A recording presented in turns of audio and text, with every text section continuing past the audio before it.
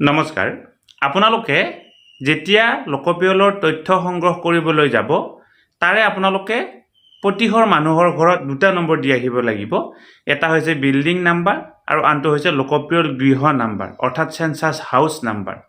আমি building number কেনেকুৱা ধৰণে দিব লাগে সেই ভিডিঅ' আগতে প্ৰস্তুত কৰিছো অনুগ্ৰহ কৰি এই ভিডিঅ'টো এবাৰ আপোনালোকে চাব আজিৰ ভিডিঅ'টোৰ জৰিয়তে সেন্সাস হাউস নাম্বাৰ লিখাৰ সঠিক পদ্ধতিটো কি হয় সেই বিষয়ে আপোনালোকক ক'বৰ কাৰণে চেষ্টা কৰিম আপুনি মানুহ ঘৰত যেতিয়া তথ্য সংগ্ৰহ কৰিবলৈ যাব সেই মানুহ ঘৰত যিমানটা সেন্সাস হাউস আছে আপুনি চিনাক্ত কৰিব লাগিব আৰু সেই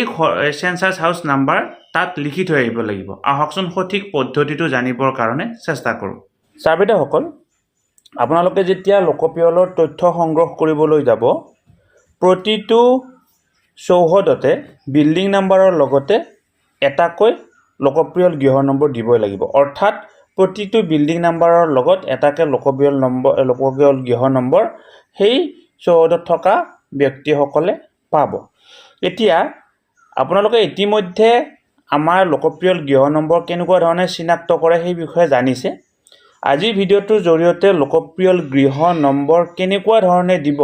সেইটো ক'বৰ কাৰণে চেষ্টা কৰিম আমি দুটা সিচুৱেশ্যন অধ্যয়ন কৰি সেইটো আপোনালোকক ক'বৰ কাৰণে চেষ্টা কৰিম এই পৰিৱেশটো আপোনালোকে মন কৰক এই পৰিৱেশটোত কি আছে চৌহদৰ ভিতৰত তিনিটা ঘৰ আছে এটা বৰঘৰ এটা ৰান্ধনী ঘৰ আৰু এটা চৰা ঘৰ বৰঘৰ মানে হ'ল ইয়াত পৰিয়ালৰ সকলোবিলাক সদস্য থাকে ৰান্ধনী ঘৰ মানে হ'ল এই পৰিয়ালৰ সদস্যসকলে এই ৰান্ধনী ঘৰত ৰন্ধা বঢ়া কৰে আৰু তাতে খায় আৰু চৰা ঘৰ মানে হ'ল ইয়াত জিৰণি লয় গতিকে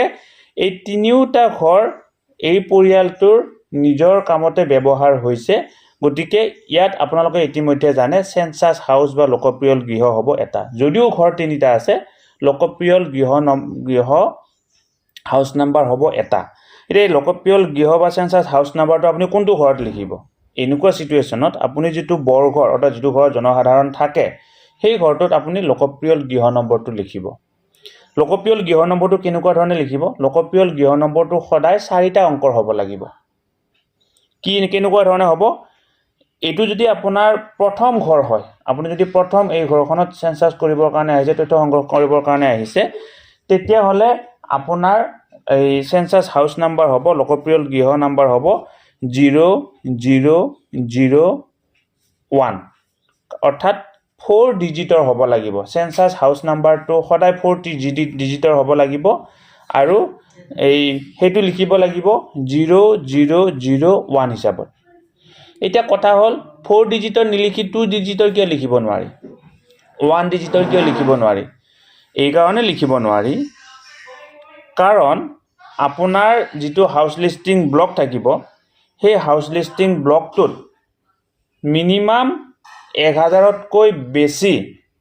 কি হ'ব পাৰে সেন্সাস হাউস নাম্বাৰ হ'ব পাৰে অৰ্থাৎ আপুনি যিটো এই হাউস লিস্টিং ব্লকৰ কাৰণে আপোনাক মনোনীত কৰা হৈছে আপুনি তথ্য সংগ্ৰহ কৰিবলৈ যাব তাত কি হ'ব পাৰে 1000তকৈ বেছি সেন্সাস হাউস নম্বৰ হ'ব পাৰে কাৰণ এটা চৌহদতে 4টা 5টা সেন্সাস হাউস নম্বৰ বা লোকপিয়ল গৃহ নম্বৰ হ'ব পাৰে সেই কাৰণে সদায় সেন্সাস হাউস নম্বৰ লিখোতে কি কৰিব লাগিব আপুনি 4 ডিজিটৰ 4টা অংকৰ লিখিব লাগিব কেনেকুৱা ধৰণে 0001 0002 0003 এনেকুৱা ধৰণে এতিয়া আমি আন এটা সিচুৱেশ্যন অধ্যয়ন কৰিবৰ কাৰণে চেষ্টা কৰিম ঠিক এইটো এটা চৌহদ ইয়াতে তিনিটা ঘৰ আছে এটা বৰঘৰ এটা গোহালি ঘৰ আৰু এটা ভঁৰাল ঘৰ আমি সকলোৱে জানো গোহালি ঘৰক পৃথক সেন্সাস হাউস বা লোকপিয়ল গৃহ হিচাপে ধৰা হয় ভঁৰাল ঘৰক পৃথক সেন্সাস হাউস বা এই লোকপিয়ল গৃহ হিচাপে ধৰা হয় আৰু যিটো মানুহ থকা ঘৰ এইটো এটা সেন্সাস হাউস হ'ব গতিকে এই সিচুৱেশ্যনটোত আমাৰ সেন্সাস হাউস হ'ব কেইটা লোকপিয়ল গৃহ হ'ব তিনিটা গতিকে নামাকৰণ কেনেকুৱা ধৰণে কৰিম 0001 0002 0003 গতিকে আপোনালোকে যিমান পাৰে ভিডিঅ'টো আগলৈকে ফৰৱাৰ্ড কৰিব শ্ৰদ্ধা ছাৰ-বাইদেউসকল নলিনীকান্ত ডেকা নামৰ ইউটিউব চেনেলটো হৈছে এটি শিক্ষামূলক ইউটিউব চেনেল এই চেনেলটোৰ জৰিয়তে আমি শিক্ষক ছাত্ৰ-ছাত্ৰী অভিভাৱক আৰু বিদ্যালয়ৰ কাৰণে উপযোগী কিছু ভিডিঅ' প্ৰস্তুত কৰিবৰ কাৰণে চেষ্টা কৰোঁ আপুনি যদি প্ৰথমবাৰৰ কাৰণে এই চেনেলটো চাইছে অনুগ্ৰহ কৰি চেনেলটো ছাবস্ক্ৰাইব কৰিব আৰু অল নটিফিকেশ্যন প্ৰেছ কৰি থ'ব